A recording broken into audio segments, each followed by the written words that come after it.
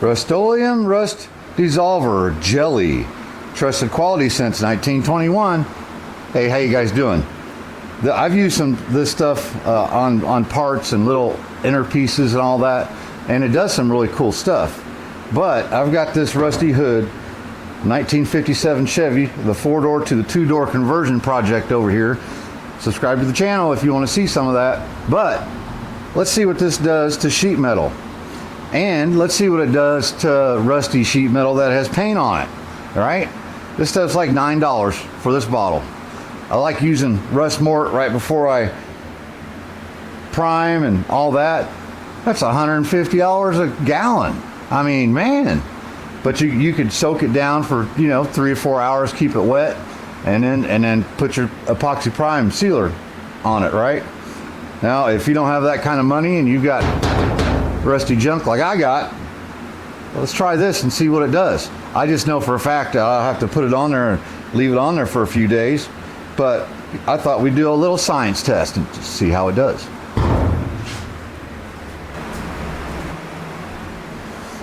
Okay, so this is original paint on this hood.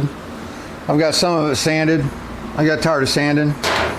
Now this, let me show you a close-up in case you missed it, right? I know.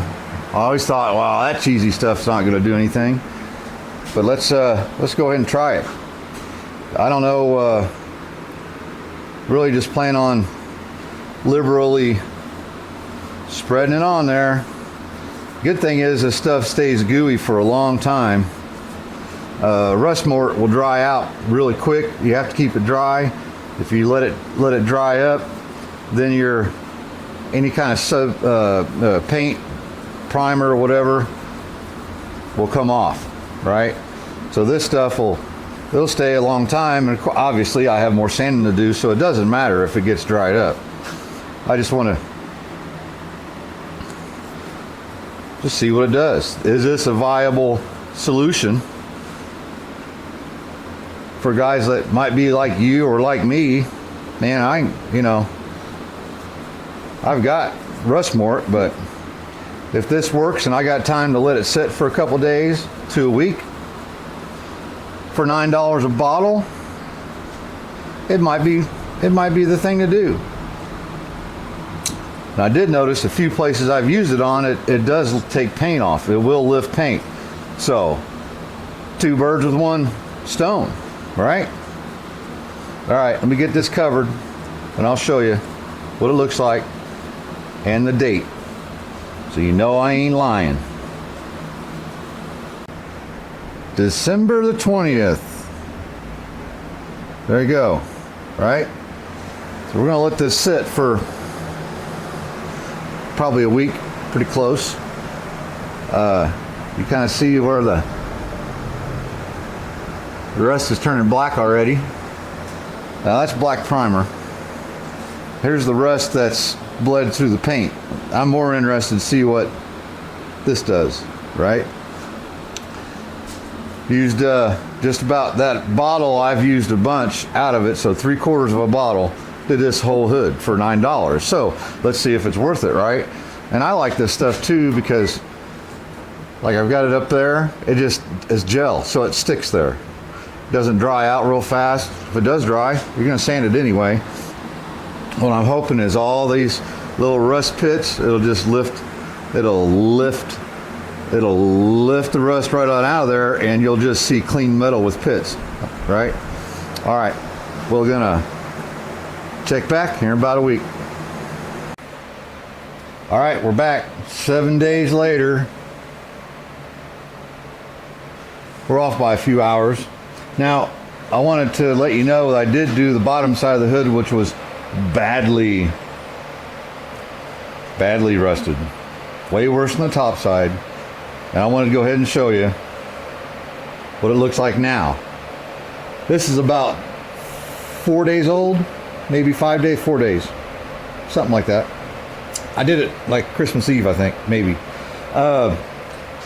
And I didn't sand this, didn't do nothing. I just soaked it down. And it's starting to come up. So it's one of those deals where probably if I sanded this all down, got all the loose stuff off of it first, it would probably do way better. But you can tell what it's doing. Now I'm going to show you a picture right here of what it looked like right before.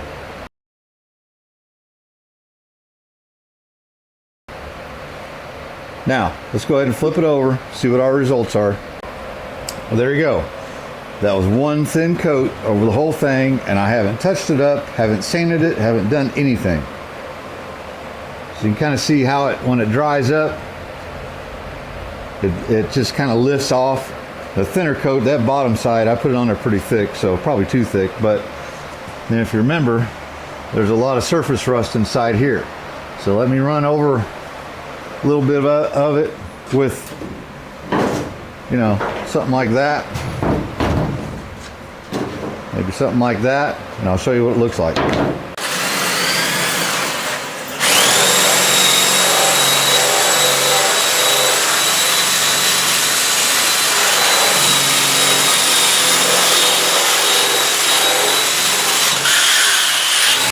Well, wire brush, 80 grit on the DA, and it's not bad. It was pretty rusty right through here, and the more I sanded, so like that's black, that's rust right there, and the more I sanded on it, it turned brown.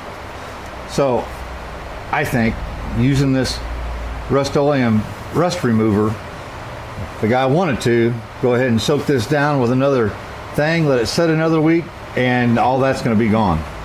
There are places, I guess if you look really close, you might be able to see some pits where there was rust, because I've done it before where the rust is shiny, or the rust is gone but the pit is shiny, so you're down to bare steel. But again, we're just doing the one coat for 7 days and see how it does. I still have the rest of the hood to do. So as an alternative to something like that, $150 a gallon. Works great. The only way you can use this is to keep it wet on a surface like this. Keep it wet for a couple hours, wash it off with water, put sealer on it.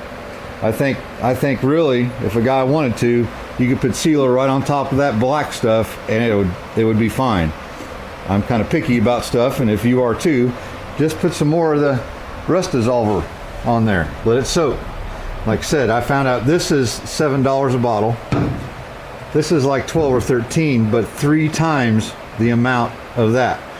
Just the gel, same thing. You can use the squirty if you want, or you can just dump it out of the bottle, but it's cheaper just to spend the 12 bucks and get this. I could probably do this hood both sides a couple 3 times. Then of course you got my favorite, Pour 15.